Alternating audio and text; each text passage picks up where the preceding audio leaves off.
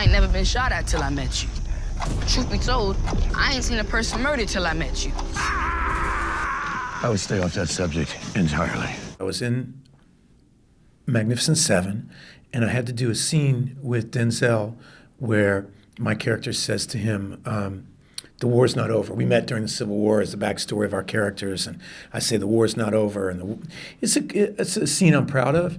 I had fun doing it. But while I was learning my lines, I don't even know if I ever told you this. While I was learning my lines, I was in a car. It was a long car ride. And on the car radio, the North Carolina Capitol Hill was having a debate about whether they were being forced to take down the Confederate flag. And here it is. I'm learning these lines and dressing up at that period. That movie's set in 1860 something, and with the line, "The war's not over," and I felt like, God, wow, the war really. It's strange how true this is. And then the DP said, "You know, you look like John Brown." And I said, "Really? What makes you say that?" And he said, "Well, I just read this book, The Good Lord Bird." I was like, "The Good Lord what?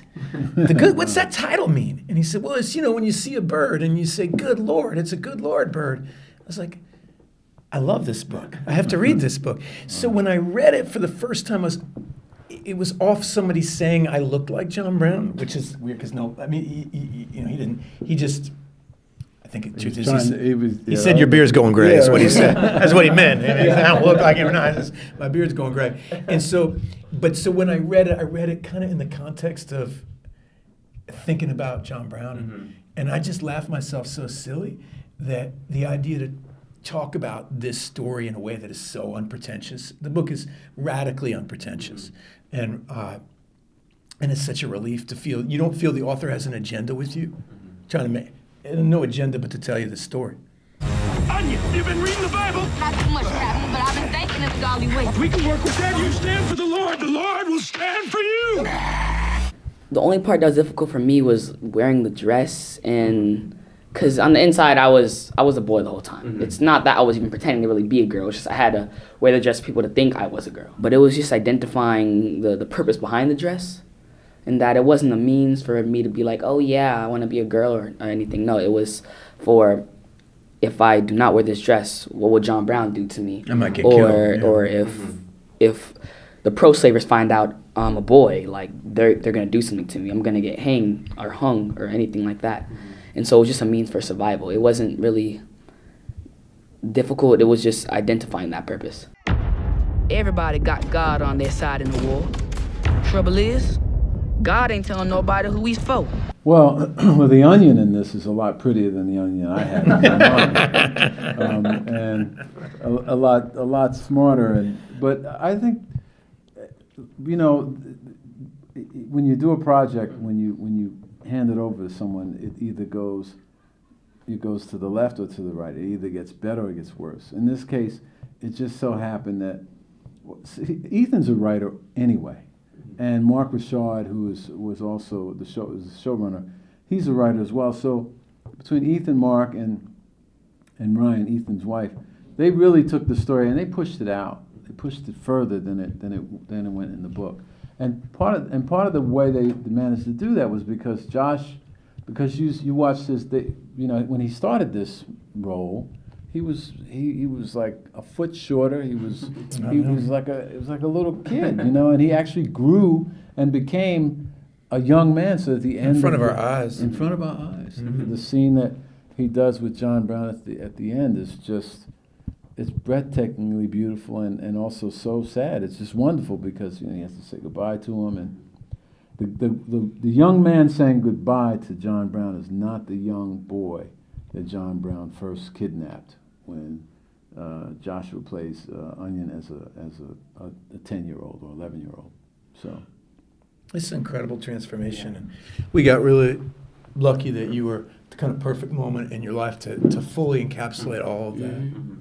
How does that feel on your end then, like knowing you're going to have this like snapshot of this part of your life? It perfectly encaptures what I think is puberty. Mm-hmm.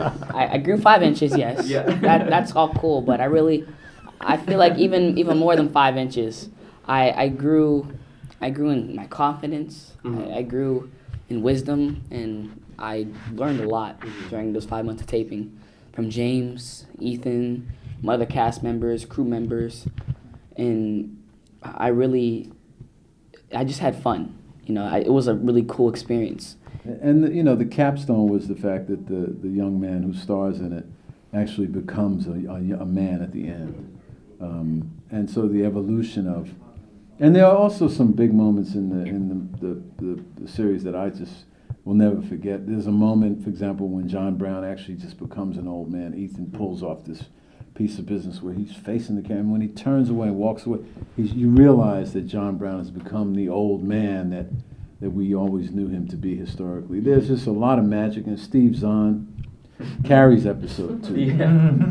Really, he's an extraordinarily gifted guy. And then he and Ethan, who happen to know each other, they get to, blow each other up. Yeah, it's a beautiful meta moment. I wondered how, his casting felt like such a coup in that sense, but I wondered how intentional that was. Was it like, we need to bring Steve into this? Or? Yeah. Well, one of the things, James said to me is that it's super important that the racist, the white slave-owning people in the movie not have horns, because if they're not real, then the suffering around them isn't real. And that if we don't, these are all real people. We're making fun and we're having fun with it, and it's a story told from the point of view of a young person, and so it's wild and it's an adventure, all that. But if we don't treat each human being with their natural dignity and love that they deserve, then the pain and suffering of that world in that time is somehow diminished.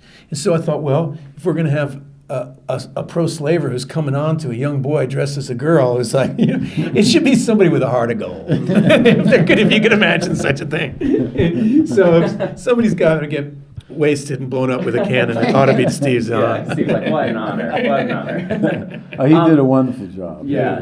And there's any number of great, guest stars show up for. David is Frederick Douglass. David is amazing, and we have a lot, and we have a lot of great actors in this that I discovered on the show that I look forward to people seeing. Hubert Pontejour is one of the ones that pops to my head so much. The character of Bob is a big character in the show, and he gives a major performance. And I'm really excited for the world to see the people they know, the people they don't know.